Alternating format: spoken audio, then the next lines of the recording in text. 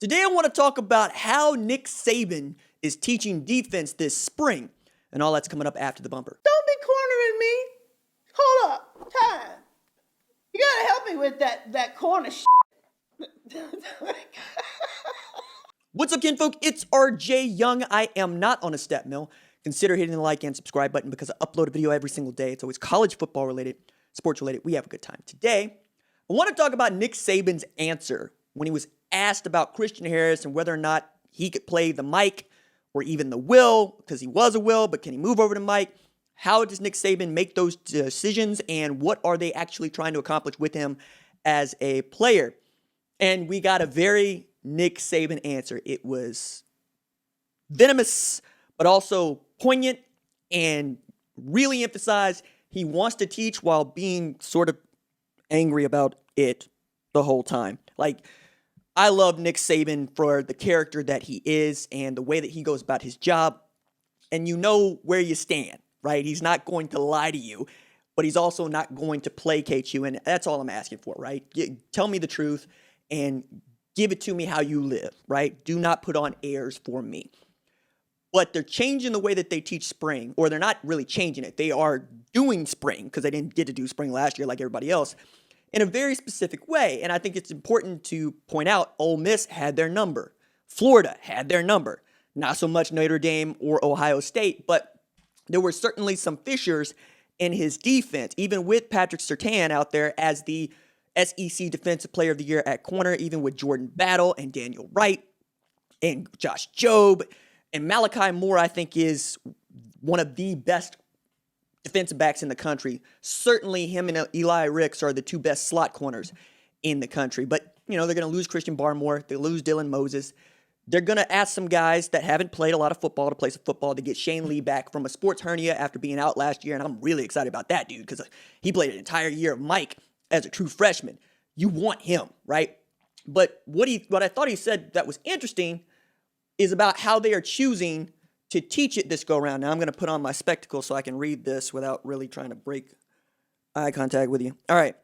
So he said everybody plays every position basically in the spring.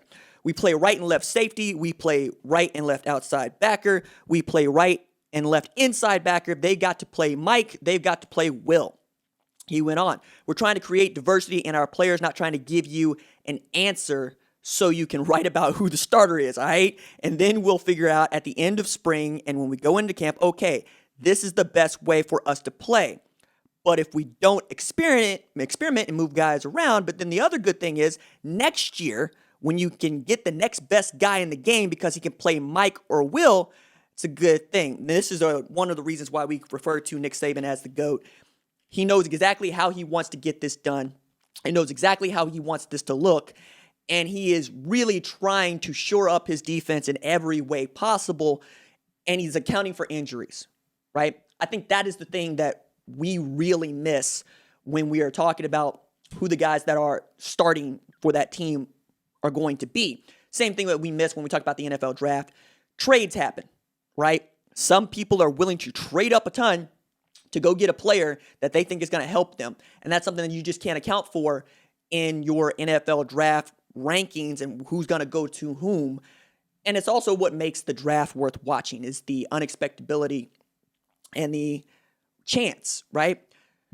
Saban doesn't like chance. He likes knowing what he's got and he likes knowing where to go next. And you cannot account for who is going to get hindered and who is not. So you plan for everybody to get hurt. And if you plan for everybody to get hurt, you have a ready-made plan B, plan C, plan D for how this thing can go. Is it going to be as good as your plan A? No. But that's football, right? Football is about going out there with plan A, seeing that they have a counter, and then countering their counter. And usually that is the person that wins the game because the game only lasts for 4 quarters, right? But the next year or the next week, you got to account for what that counter was because somebody else saw how you were exposed and you got to fix it, right? It's chess. One of the reasons I love playing the game, right? I mean, you go out there with your established attack. Let's say it's fried liver attack, right? So you want to straight up go at people, E4, you want to get your bishop out, you want to get your knight out, and you want to attack. But if you have somebody that knows how to play a decent defense whether it be the Sicilian.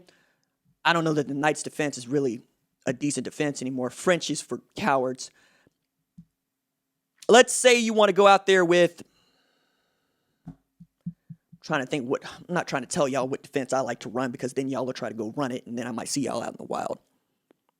Point is, you want to have your counters for your counters, right? You want to have a move and a counter, as Charles Barkley would say in the NBA. And I think the move and the counter in the spring is making sure everybody knows how to play everybody else's position. It makes you smarter about the games, makes you smarter about the scheme, and it makes you more versatile. And making you more versatile and creating more diversity among your team, you have more opportunities to get on the field. And this is how you can end up with dudes that are legitimate 5 stars as L5s, right?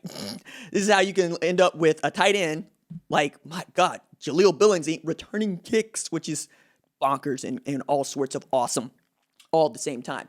But it also means that you can rotate Josh Jobe to money, right? Or star if that's what you want to do. It also means you can rotate dudes down if you want to have an inside linebacker play outside linebacker, right? This also means that, man, Drew Sanders is going to be a monster. I can't wait for y'all to see Drew Sanders. Drew Sanders is built different. He's built all the way different. Like him and Will Anderson, holy smokes. And then you're going to be able to be interchangeable. And also when you add in that, you get a level of gamesmanship because let's say you got a lot of film of Drew Sanders and Will Anderson on opposite sides. What if you flip them? That's going to give your offensive tackles hell because your left tackle has been planning for this man and his moves and his counter. And now you put a whole different dude in front of him and then you switch him back. This is why you also stunt, right?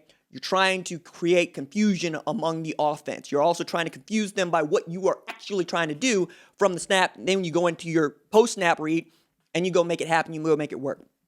I think just hearing Nick Saban talk at press conferences makes us all smart and makes us smart about the game. And it's also so very clear that it is the only thing he cares about in life is football and winning football games. So much so that he tolerates winning. He can't stand losing, right? I think the first time that Nick Saban catches 5 losses in a season, probably going to be the season that he retires. All right, that's it for me. Deuces.